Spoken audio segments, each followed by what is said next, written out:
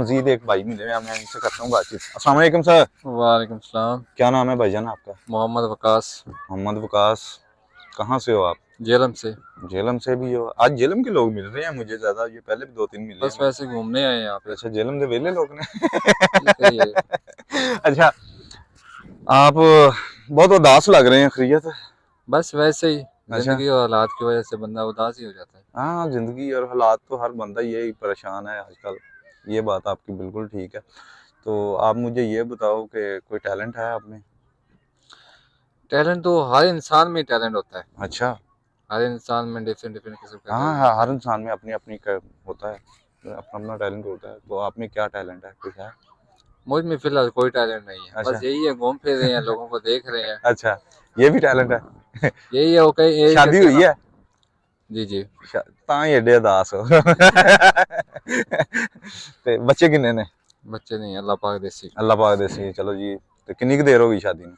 ये सिर्फ ना निकाह रुखसती नहीं हुई। रुखसी नहीं हुई तो जी जी। फिर बच्चे कितों होने? इंशाल्लाह जल्दी हो, वैसे अल्लाह ने रुखसी भी करम हो ना। जैसी इसे गल तो नहीं उदास हो कि रुखसी क्यों नहीं होनी हुन? नहीं नहीं। हाँ।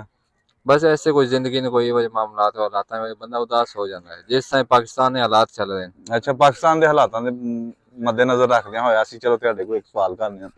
ਤੁਸੀਂ ਇਹ ਦੱਸੋ ਸਾਨੂੰ ਕਿ ਜਿਹੜਾ ਪੈਸਾ ਹੈ ਉਹ ਤੁਹਾਡੇ ਵਾਸਤੇ ਕਿੰਨੀ ਅਹਿਮੀਅਤ ਰੱਖਦਾ ਹੈ?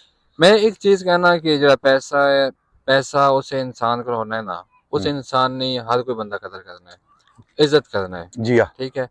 और जिस बंदे को पैसा नहीं है उसकी घरेले दूसरी दफा पूछते भी नहीं है। घरे वाले नहीं पूछते तो बाकी आपने कितों हाँ, इज्जत बाकी करनी? अवाम ने कितों पूछना है। अच्छा। तो अगर है पैसा तो सारे नाल में, नहीं पैसा तो कोई भी नाल नहीं। कोई भी नाल नहीं। अगर दोस्त यार दूर ही कह सके ये तो वेला बंदा यार इसकी फारक कराओ।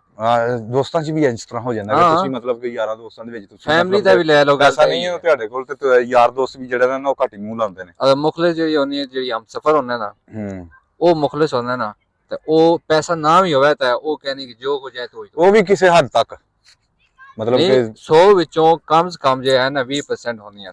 ਜੀ ਆਹ ਕਿ ਉੱਥੇ ਵੀ ਇਸ ਹਰ ਚੀਜ਼ ਹਾਲ ਦੇ ਤੇ ਵਿੱਚ ਬੰਦੇ ਗੁਜ਼ਾਰਾ ਨਜ਼ਰ ਕਰਦੇ ਹੁੰਦਾ ਆ। ਹੈ, खुद देखा Compromise है कर अपनी दिया। अक्खां ਨਾਲ ਵੇਖਿਆ कि जिस बंदे को कुछ भी नहीं होना फिर भी उन्हें वाइफ कहनी है कि जे कुछ है तू ही तू है। ठीक है। ਇੰਜ ਹੀ ਹੈ, उस कभी पैसे की अहमियत नहीं देती, वो अपने हस्बैंड की अहमियत देनी है। ਇਸ ਤਰ੍ਹਾਂ ਹੀ ਹੈ। ਤੇ ਰਿਸ਼ਤੇਦਾਰ रिश्तेदार वो गल उत्थे ही आ जानी है कि जिसको पैसा रिश्तेदार, उसने जिसको पैसा नहीं है ਮਾੜੇ ਬੰਦੇ ਨੂੰ ਰਿਸ਼ਤੇਦਾਰ ਵੀ ਨਹੀਂ ਪੁੱਛਦੇ, नहीं पूछने। ਜਿਸ ਤਰ੍ਹਾਂ ਮੈਨੂੰ ਨਹੀਂ ਪੁੱਛਦੇ। जहरी गल है, हकीकत गल है, यही गल साफ है और साफ है। ਸਾਫ ਹੈ, ਮੈਂ ਤਾਂ ਸਾਫ ਹੀ ਦੱਸਣ ਡਿਆ ਵਾਂ ਕਿ ਰਿਸ਼ਤੇਦਾਰ ਪੈਸਾ ਨਹੀਂ पैसा है तो सारे जो अपने ਜੇ पैसा ਪੈਸਾ नहीं ਜਿੱਦਣ ਹੋਇਆ ਉਦੋਂ ਆਪੇ ਰਿਸ਼ਤੇਦਾਰ ਵੀ ਫਿਰ ਉਹਨਾਂ ਵੀ ਆਖਣਾ ਉਹ ਸਾਡਾ ਕਜ਼ਨ ਹੈ। साडा कजन है।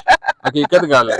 ਹਾਂਜੀ साडा मामे ना पुत्र है, चाचे ना पुत्र है, फलाने ना पुत्र है, टमकाने ना पुत्र है। ਇੰਜ ਹੀ ਹੈ। पैसा नहीं तो कैसा जाओ यार फादर करा। ਖੈਰ ਮੈਂ ਜਿਨ੍ਹਾਂ ਦੇ ਮਾਮੇ ਦਾ ਪੁੱਤਰ ਆ ਉਹ ਤੇ ਖੈਰ ਕਰਦੇ ਨੇ, ਤੇ ਜਿਨ੍ਹਾਂ ਦਾ ਫੁੱਫੀ ਦਾ ਪੁੱਤਰ ਆ ਨਾ ਉਹ ਥੋੜੇ ਜਿਹੇ ਕਰਦੇ ਨੇ ਫਿਰ। ये होने बीच बीच ਮਤਲਬ ਹੁਣ ਅਗਲੀ ਗੱਲ ਤੁਸੀਂ ਸਮਝ ਗਏ ਹੋਗੇ ਤੇ ਤੁਸੀਂ ਵੀ ਸਮਝ ਗਏ ਹੋਵੋਗੇ ਕਿ ਮੈਂ ਤੁਹਾਡੇ ਬਾਰੇ ਚ ਹੀ ਗੱਲ ਕਰਨ ਡਿਆ ਵਾਂ। ਚਲੋ ਬਹਰਹਾਲ ਬਹੁਤ ਅੱਛਾ ਲੱਗਾ ਭਾਈਆਂ ਤੁਹਾਡੇ ਨਾਲ ਗੱਲਬਾਤ ਕਰਕੇ, ਬਹੁਤ ਸ਼ੁਕਰੀਆ, ਥੈਂਕ ਯੂ ਸੋ ਮਚ।